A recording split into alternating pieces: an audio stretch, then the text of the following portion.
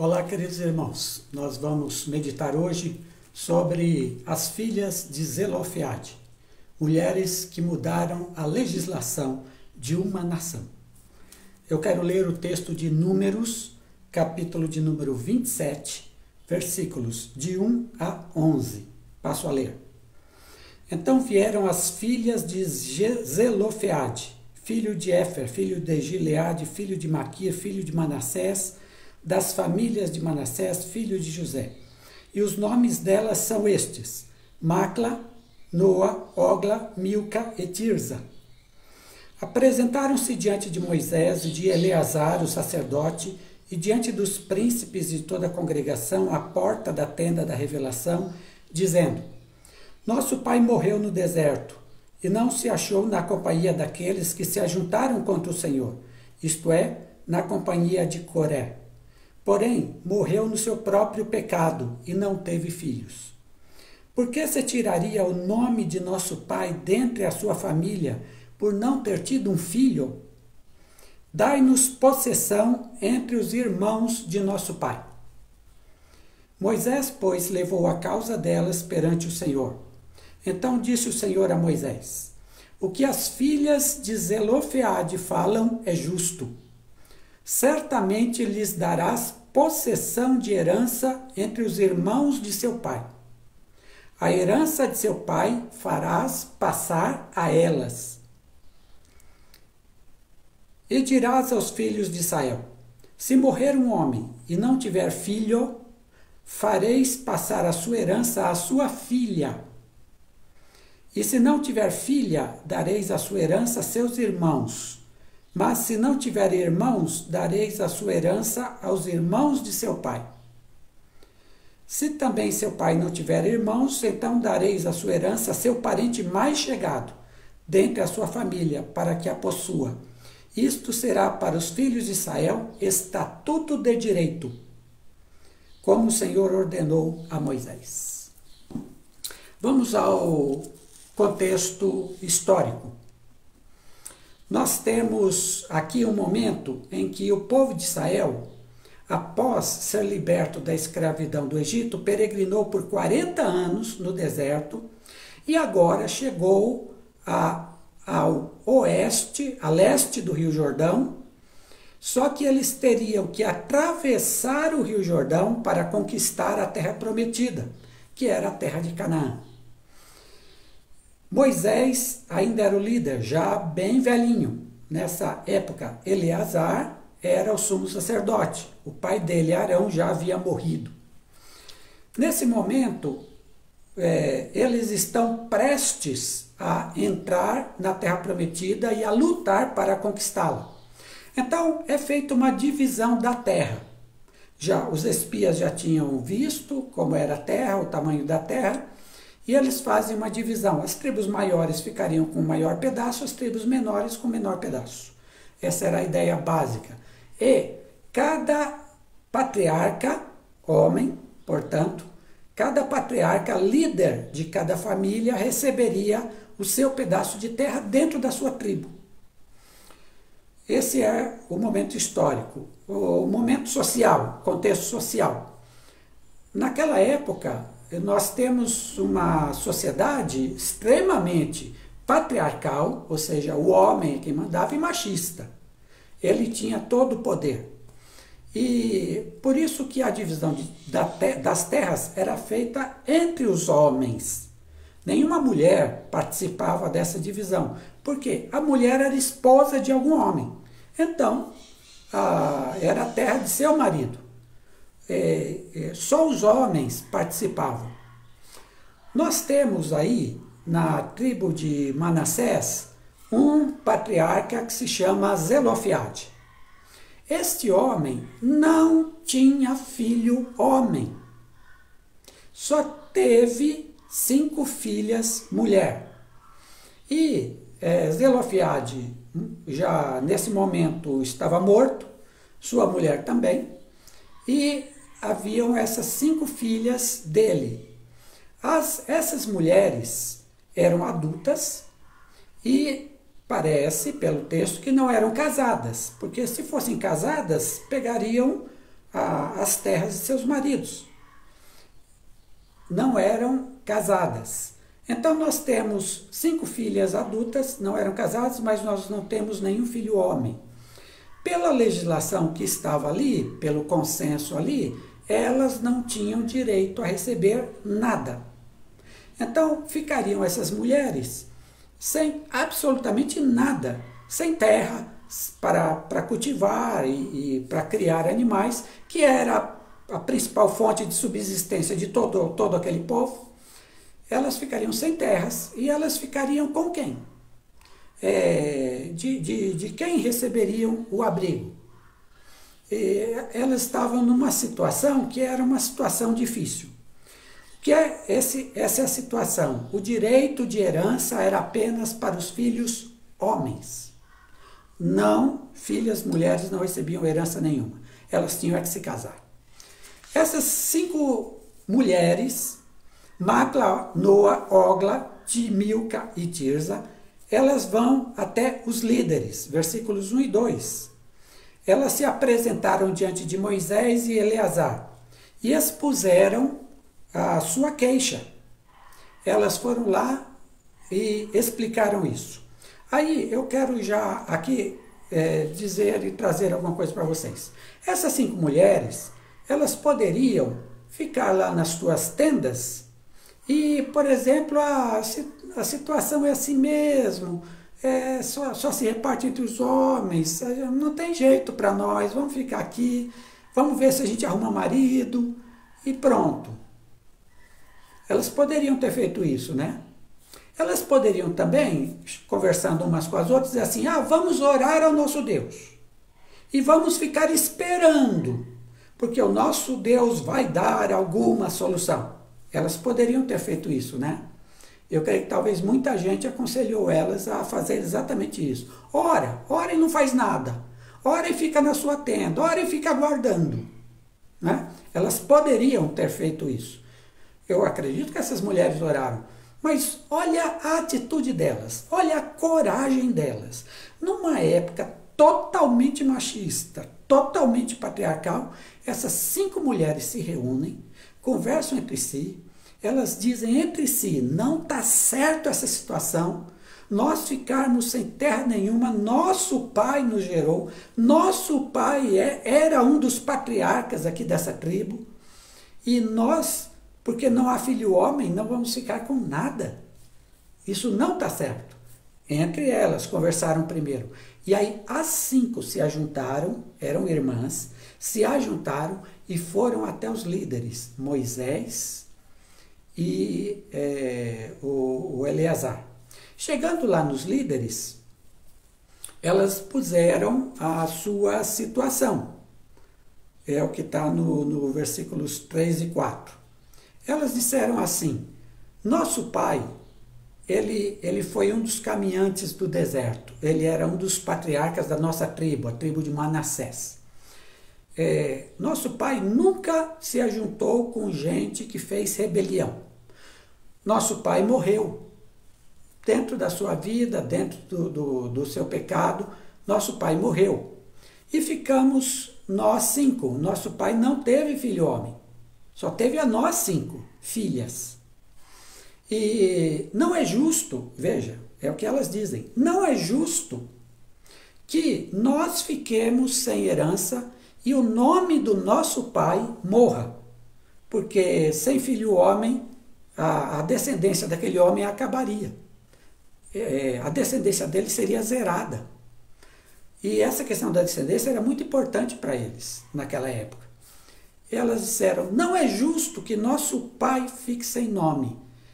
Nós queremos participar da partilha da terra.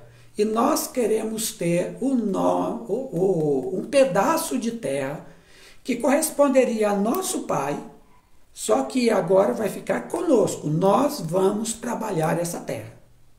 5 mulheres corajosas, trabalhadoras, definidas, lutam por seus direitos, chegaram até lá. Quando o pleito chegou até Moisés, que ele ouviu, ele e Eleazar, Moisés não teve uma decisão. Moisés disse assim, eu vou consultar o Senhor. O Senhor é que é o juiz. Ele é que vai decidir.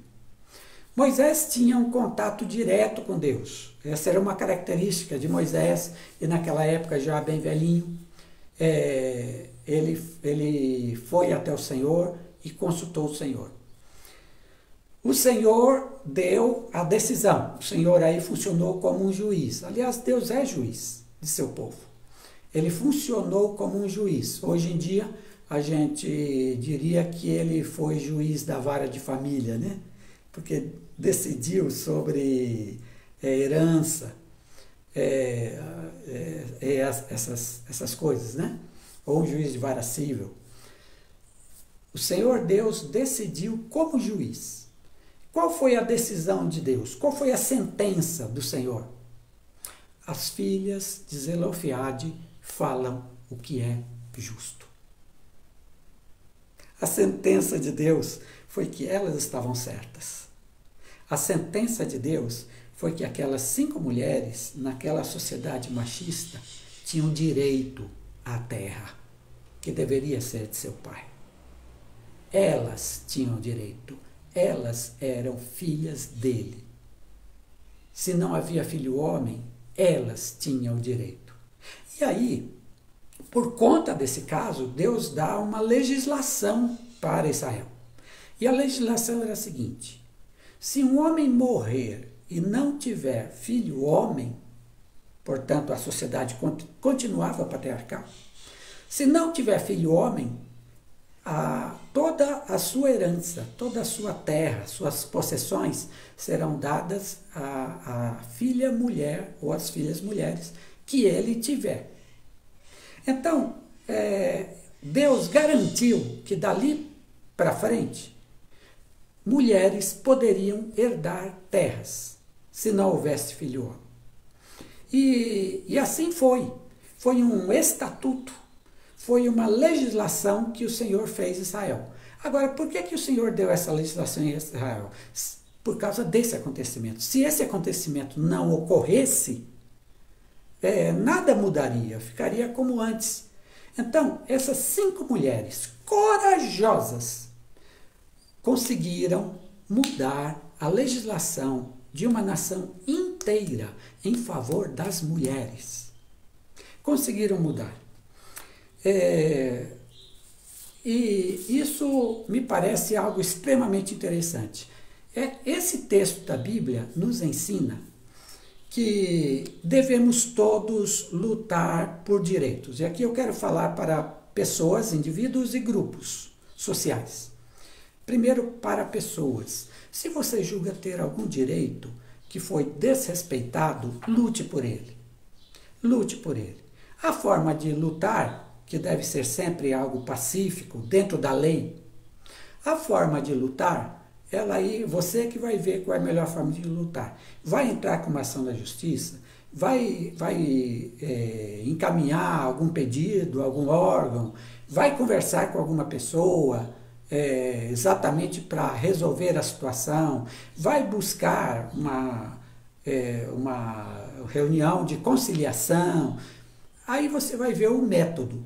Qual o melhor método que se aplica para resolver o caso na qual você foi injustiçado, na qual seus direitos não foram preservados. Mas você deve ir e lutar e buscar a justiça. Se você sente que um direito seu foi desrespeitado, você deve buscar a justiça. Não fique nessa, principalmente se você é cristão, e eu já ouço isso demais, aquele negócio seguinte: não, um direito seu foi violado, mas assim, não, você ora a Deus, Deus vai resolver para você. Deus é quem é o Senhor de tudo, Ele é quem vai fazer as coisas, ora a Deus. Eu pergunto para você, essas mulheres, essas irmãs, filhas de Zelofeade, elas ficaram orando só? Veja, isso aqui que eu falei para vocês é palavra da Bíblia, é palavra de Deus. A pergunta é, estas mulheres ficaram só orando ou elas foram atrás de justiça? Então, se algum direito seu, em qualquer área, inclusive na igreja, na família, ou em qualquer área, se um direito seu foi desrespeitado, busque sim a justiça, busque sim seus direitos. É algo que é seu e ninguém pode tirar. Essa luta por justiça é uma luta de cada um, mas é uma luta também nossa. Então, busque os seus direitos. Não recue, não. Se você julga que algo é direito, busque. Agora, se é a luta de um grupo, se a luta é mais ampla, então você deve juntar forças com outras pessoas que estão na mesma condição que você e lutar por seus direitos. Busque sempre seus direitos, porque a partir dessa luta, a sociedade vai se consolidando melhor. A sociedade vai se plasmando, formando de uma forma melhor. A sociedade vai melhorando quando a gente luta como grupo social pelos direitos. E isso é muito importante. Veja, aquelas 5 irmãs criaram uma legislação que beneficiou centenas, milhares de mulheres depois delas. Depois delas, beneficiou as 5, mas depois, milhares de mulheres depois, que poderiam ter a possessão de suas terras e gerir suas vidas. Assim, eu penso hoje na sociedade brasileira em grupos que hoje são minoritários no sentido social, no sentido econômico, que são minoritários e que devem empreender uma luta para melhorar a vida. As mulheres devem, como grupo, buscar a luta por mais direitos dentro da sociedade, por uma completa igualdade com os homens. E isso também implica para você que é mulher cristã, que frequenta a igreja. Essa luta também é uma luta sua, não é uma luta só do pessoal lá de fora, do mundo, da sociedade, da esquerda. Não, é uma luta sua também. É luta por justiça, é luta por igualdade social.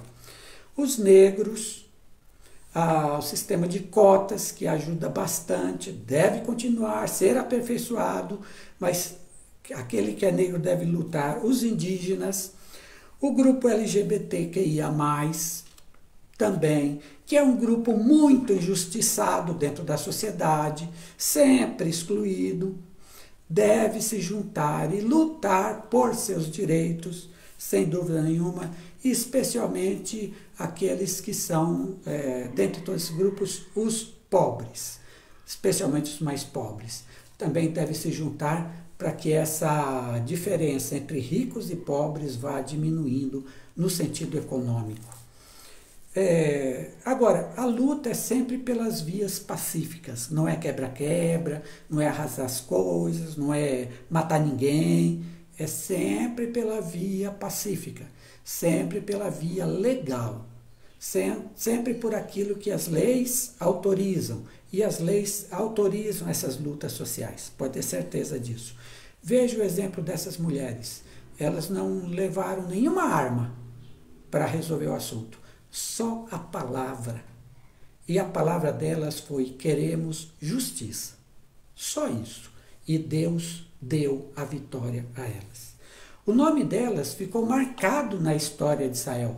Veja, no Pentateuco, que são os primeiros 5 livros da Bíblia, praticamente não há menção de mulheres. No Êxodo, a única mulher mencionada é Miriam, irmã de Moisés e Arão. Fora ela, eu não me lembro de nenhuma outra mulher no Êxodo que seja mencionada como alguém, assim, uma heroína, alguém que fez alguma coisa de grande vulto, só homens. Mas veja, essas 5 mulheres têm seus nomes escritos na Bíblia. Elas são heroínas, o nome delas está aí no texto bíblico, coisa que muitos homens, mas milhares de homens não conseguiram. Essas 5 conseguiram porque correram atrás da justiça. Correram atrás. É como hoje, por exemplo, nós temos a Lei Maria da Penha, que protege as mulheres que são vítimas de violência doméstica, violência em casa. Maria da Penha deu nome para essa lei. Maria da Penha está viva até hoje. Deu nome para essa lei, porque ela sofreu isso.